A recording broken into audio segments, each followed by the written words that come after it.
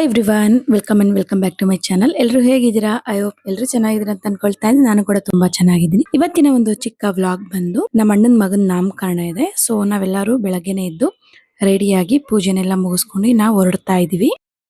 And ಈ vlog ನಲ್ಲಿ ಇನ್ನ ಒಂದು ವಿಷಯನ ತಿಳಿಸ್ತಾ ಇದ್ದೀನಿ. ನಮ್ಮ ಅಣ್ಣನ ಮಗನ ನಾಮಕರಣ ಬಂದು ಏಪ್ರಿಲ್ 30ನೇ ತಾರೀಕಿಗೆ ಆಗೋಗ್ಬಿಟ್ಟಿದೆ. ಮನೆ ದೇವ್ರಿಗೆ ಹೋಗಿ ಅಲ್ಲೇ ಹೆಸರನ್ನ ಕೂಗ್ಸಿ ಅಲ್ಲೇ ಗುಂಡೋಡಿಸ್ಕೊಂಡು ಮನೆಗೆ ಕರ್ಕೊಂಡ್ ಬಂದಿದ್ದಾರೆ. ಅಂಡ್ ಇವತ್ತು ಬಂದು ಮೇ 17th ಅಂಡ್ ಇವತ್ತು ನಾವು ಹೋಗ್ತಾ ಇದೀವಿ. ಅಂಡ್ ಇನ್ನೊಂದು ದೇವಸ್ಥಾನದ ಹತ್ರ ಮರಿ ಕಡಿಸ್ತೀವಿ, ಇಲ್ಲಿಗೆ ಬನ್ನಿ ಅಂತ ಹೇಳಿದ್ರು. ಸೊ ನಾವಿವಾಗ ಇಲ್ಲಿಗೆ ಹೋಗ್ತಾ ಇದೀವಿ. ಅವತ್ತೇನಕ್ಕೆ ಹೋಗಿಲ್ಲ ಅಂದ್ರೆ ಕೆಲವೊಂದು ಕಾರಣಗಳಿಂದ ನಮ್ಗೆ ಹೋಗೋದಕ್ಕಾಗಿಲ್ಲ. ಮನೆ ಶಿಫ್ಟಿಂಗ್ ಇಟ್ಕೊಂಡಿದ್ವಿ. ಏಪ್ರಿಲ್ 29 ಮನೆ ಶಿಫ್ಟ್ ಮಾಡಿದ್ವಿ.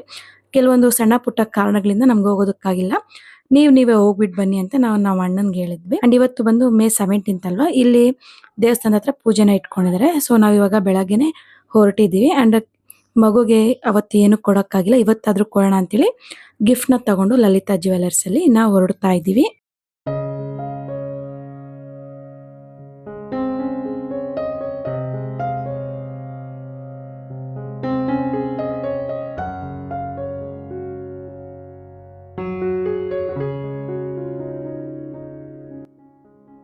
ಅಂಡ್ ನಾವಿವತ್ತು ಹಿಂದೂಪುರ ಸಮೀಪದಲ್ಲಿರುವ ಪ್ರಸಿದ್ಧ ಶ್ರೀ ಚೌಡೇಶ್ವರಿ ಟೆಂಪಲ್ ಕೊಟುಪಿ ದೇವಸ್ಥಾನಕ್ಕಂತೂ ಇವತ್ತು ಬಂದಿದ್ದೀವಿ. ಈ ಕೊಟುಪಿ ದೇವಸ್ಥಾನ ಬಂದು ಹಿಂದೂಪುರಿಂದ 6-7 ಕಿಲೋಮೀಟರ್ ದೂರದಲ್ಲಿದೆ.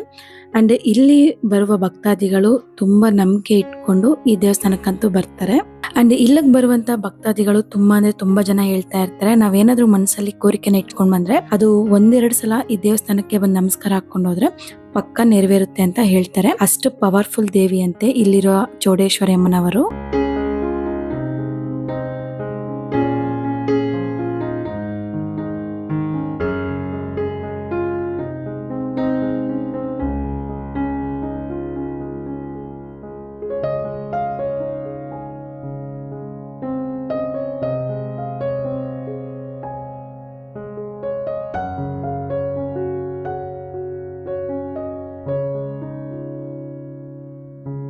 ಅಂಡ್ ಈ ದೇವಸ್ಥಾನಕ್ಕೆ ಫಸ್ಟ್ ಟೈಮ್ ನಾನು ಬಂದಿರೋದು. ಸೊ ಅದರಿಂದ ಪೂಜೆ ಮಾಡಿಸ್ಕೊಂಡು ಹೋಗೋಣ ಅಮ್ಮನವ್ರಿಗೆ ಅಂತೇಳಿ ಕಾಯಿ ಹಣ್ಣು ಎಲ್ಲ ತಗೊಂಡ್ವಿ. ಅಂಡ್ ತೆಂಗಿನಕಾಯಿ ಬಂದು ಹೊರಗಡೆನೆ ಹೊಡ್ಕೊಂಡು ಹೋಗ್ಬೇಕಂತೆ ಒಳಗಡೆ.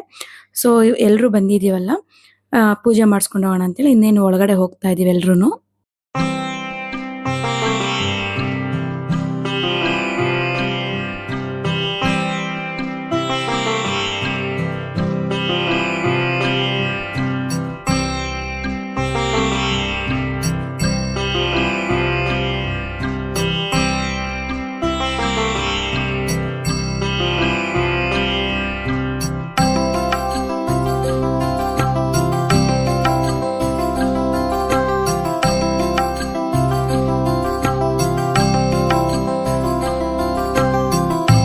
ಇನ್ನು ಪೂಜೆನೆಲ್ಲ ಮುಗಿಸ್ಕೊಂಡು ಹೊರಗಡೆ ಬಂದ್ವಿ. ಅಂಡ್ ಈ ಪ್ಲೇಸ್ ಬಂದು ನಾವು ಹರಕೆ ಕಟ್ಟಿರ್ತೀವಲ್ಲ, ಅವಾಗ ಅಮ್ಮನವ್ರಿಗೆ ಕುರಿ ಆಗ್ಲಿ ಮೇಕೆನಾಗ್ಲಿ ಕಡಿಯೋ ಸ್ಥಳ ಇದು.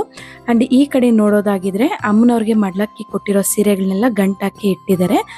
ಇಲ್ಲಿ ದೇವಸ್ಥಾನದಲ್ಲಿ ಬಂದು ಅಮ್ಮನವ್ರಿಗೆ ಕೊಟ್ಟಿರುವಂತ ಬಳೆ ಆಗಿರ್ಲಿ, ಬ್ಲೌಸ್ ಪೀಸ್ ಆಗಿರ್ಲಿ, ಸೀರೆ ಆಗಿರ್ಲಿ, ಏನೇ ಆಗಿರ್ಲಿ ನಾವು ಮನೆಗೆ ವಾಪಸ್ ತಗೊಂಡೋಗೋ ಹಾಗಿಲ್ಲ. ಇಲ್ಲೇನಾದ್ರೂ ನಾವು ಅಮ್ಮನವ್ರಿಗೆ ಕೊಟ್ಟಿರುವಂತ ಯಾವುದೇ ಒಂದು ವಸ್ತು ಆಗಿರ್ಲಿ ನಾವು ವಾಪಸ್ ತಗೊಂಡು ಹೋಗಿದ್ರೆ ಊರಿನ ಗಡಿ ಭಾಗದಲ್ಲಿ ಅದು ನಾವು ವೆಹಿಕಲ್ ಏನ್ ತಗೊಂಡೋಗಿರ್ತೀವೋ ಅದು ನಿಂತೋಗ್ಬಿಡುತ್ತೆ ಅಂತೇಳಿ ಇಲ್ಲಿ ಇರುವ ಗ್ರಾಮಸ್ಥರು ಹೇಳ್ತಾನೆ ಇರ್ತಾರೆ. ನೀವೇನೇ ಒಂದು ವಸ್ತು ತಗೊಂಡೋದ್ರು ಏನಾದ್ರೂ ಒಂದು ಆಗುತ್ತೆ ಅಂತ ಹೇಳ್ತಾರೆ. ಸೊ ಅದು ಎಷ್ಟು ಮಾತ್ರ ನಿಜನೋ ಸುಳ್ಳೋ ನಂಗೆ ಗೊತ್ತಿಲ್ಲ, ಬಟ್ ಇಲ್ಲಿ ಹೇಳೋ ಪ್ರಕಾರ ಅದನ್ನ ನಂಬಲೇಬೇಕಾಗುತ್ತೆ ಒಂದೊಂದ್ಸಲ. ಇನ್ನು ಪೂಜೆನೆಲ್ಲ ಮುಗಿಸ್ಕೊಂಡ್ ಬಂದು ಹೊರಗಡೆ ಕುತ್ಕೊಂಡಿದೀವಿ. ಮಕ್ಳೆಲ್ಲಾನು ನೋಡಿ ನಮ್ಮ ಅಣ್ಣನ ಮಗನ ಜೊತೆ ಯಾವ ತರ ಆಟ ಆಡಿಸ್ತಾ ಇದ್ದಾರೆ. ಅವನಂತೂ ಇರಿಟೇಟ್ ಮಾಡ್ಕೊಳ್ತಾ ಇದ್ದಾನೆ. ಫುಲ್ಲು ಶೆಕೆ ಇದೆಯಲ್ವಾ ಅಲ್ಲಿ, ಅವನ್ಗೆ ಸುತ್ತಮುತ್ತಲು ಮಕ್ಳೆಲ್ಲಾರು ಕುತ್ಕೊಬಿಟ್ರೆ ಅವನ್ಗಂತೂ ಆಗ್ತಾನೆ ಇಲ್ಲ ಶೆಕೆ ಅಂತೇಳಿ ಅವ್ನು ಅಳ್ತಾನೆ ಇರ್ತಾನೆ. ಇನ್ನು ಅಲ್ಲಿ ಕೆಲವೊಂದು ದೇವಸ್ಥಾನದಲ್ಲಿ ವಿಡಿಯೋಸ್ನೆಲ್ಲ ಮಾಡ್ಕೊಂಡೆ. ನಮ್ಮ ಅದ್ಗೆಯವರು ಬೆಳಗ್ಗೆನೆ ಬಂದಿದ್ರಲ್ವಾ, ಅವರೆಲ್ಲ ಪೂಜೆನೆಲ್ಲ ಮುಗಿಸ್ಕೊಂಡು ಇನ್ನ ಮರದ ಹತ್ರ ಹೋಗಿ ಎಲ್ಲ ಅಡ್ಗೆಗಳನ್ನೆಲ್ಲ ಮಾಡ್ತಾ ಇದ್ರು. ಇನ್ನು ನಾವು ಸ್ವಲ್ಪ ಲೇಟ್ ಆಗಿ ಬಂದ್ವಲ್ವಾ, ನಮ್ ಜೊತೆನೂ ಬಂದಿದ್ದಾರೆ. ಅಂಡ್ ಬೆಳಗ್ಗೆನೆ ಎಲ್ಲ ಪೂಜೆನೆಲ್ಲ ಮಾಡ್ಕೊಂಡ್ಮೇಲೆ ಕುರಿನ ಕಡಿಸ್ತಾರಲ್ವಾ, ಅದೆಲ್ಲ ಪ್ರೋಗ್ರಾಮ್ ಇತ್ತಂತೆ. ಬಟ್ ದೇವಸ್ಥಾನದಲ್ಲಿ ನಮ್ಗೆ ಬೆಳಗ್ಗೆನೆ ಹೋಗೋದಕ್ಕಾಗಿಲ್ಲ, ಸ್ವಲ್ಪ ಲೇಟ್ ಆಯ್ತು. ಈ ನಮ್ಮ ಅತ್ತಿಗೆಯವ್ರದ್ದಾದ್ರೆ ಹಿಂದೂಪುರ ಅಲ್ವಾ, ಅವರು ಬೇಗನೆ ಬಂದ್ಬಿಟ್ಟಿದ್ದಾರೆ. ನಾವು ಬೆಂಗಳೂರಿಂದ ಹೊರಡೋ ಅಷ್ಟರಲ್ಲಿ ಸ್ವಲ್ಪ ಟ್ರಾಫಿಕ್ ಎಲ್ಲ ಇತ್ತು ಯಲಹಂಕ ಸೈಡು. ಸೊ ಅದರಿಂದ ನಮ್ಗೆ ಹೋಗೋದಕ್ಕಾಗಿಲ್ಲ ಬೇಗ. ಇನ್ನ ಪೂಜೆನೆಲ್ಲ ಮುಗಿಸ್ಕೊಂಡು ಇನ್ನ ಎಲ್ಲ ಅಡ್ಗೆ ಮಾಡ್ತಾ ಇದಾರೋ ಅಲ್ಲಿಗೆ ಬಂದಿದೀವಿ ನಾವ್ ಇವಾಗ. ಇನ್ನು ದೇವಸ್ಥಾನದ ಹತ್ರ ಹೋಗಿ ಬರೋ ಅಷ್ಟರಲ್ಲೆಲ್ಲ ಅಡ್ಗೆಗಳೆಲ್ಲ ಆಗೋಗ್ಬಿಟ್ಟಿದ್ವು. ಅಂಡ್ ನಮ್ಮ ಅತ್ತಿಗೆ ಅವ್ರ ರಿಲೇಷನ್ಸ್ ಎಲ್ಲ ಇಲ್ಲೇ ಇದ್ರು. ಇನ್ನು ಭಟ್ರಿಗೆ ಒಪ್ಸಿದ್ರು ಅಡುಗೆ ಮಾಡೋದಕ್ಕೆ. ಇನ್ನು ಅವರೆಲ್ಲ ಅಡುಗೆಗಳೆಲ್ಲ ಮಾಡಿಬಿಟ್ಟಿದ್ರು. ಇನ್ನು ಮಕ್ಕಳಿಗೆ ಹೊಟ್ಟೆ ಹಸಿತಾ ಇತ್ತಲ್ವ, ಸೊ ಅದರಿಂದ ನಮ್ಮಮ್ಮ ಸ್ವಲ್ಪ ಬೇಗ ಸ್ವಲ್ಪ ಊಟನ ಹಾಕ್ಸ್ಕೊಂಡು ತಿನ್ನಿಸ್ತಾ ಇದ್ರು ಇಲ್ಲೇ.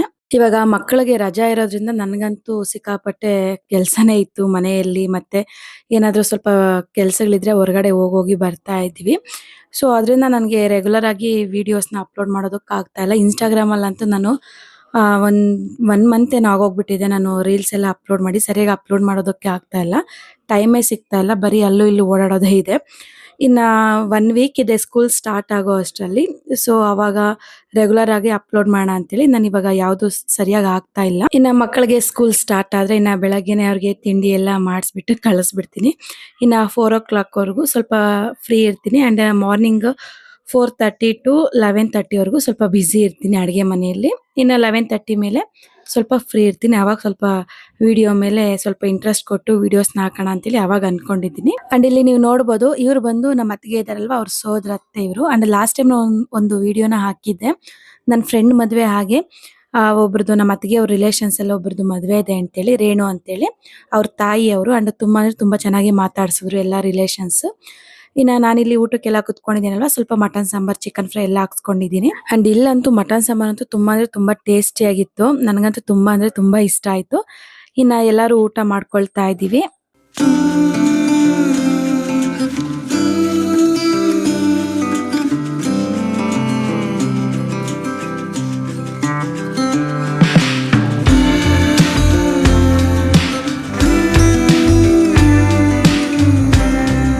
ಇನ್ನು ನಮ್ದೆಲ್ಲರದು ಊಟ ಆಗೋ ಅಷ್ಟರಲ್ಲಿ ಮಧ್ಯಾಹ್ನ ಆಗೋಗ್ಬಿಟ್ಟಿತ್ತು. ಇನ್ನು ಊಟ ಎಲ್ಲ ಮುಗಿಸ್ಕೊಂಡು ಅಲ್ಲೇ ಸ್ವಲ್ಪ ಹೊತ್ತು ಎಲ್ಲರೂ ಕುತ್ಕೊಂಡು ಮಾತಾಡ್ತಾ ಇದ್ವಿ ಮರದ ಕೆಳಗಡೆ ಎಲ್ಲಾನು.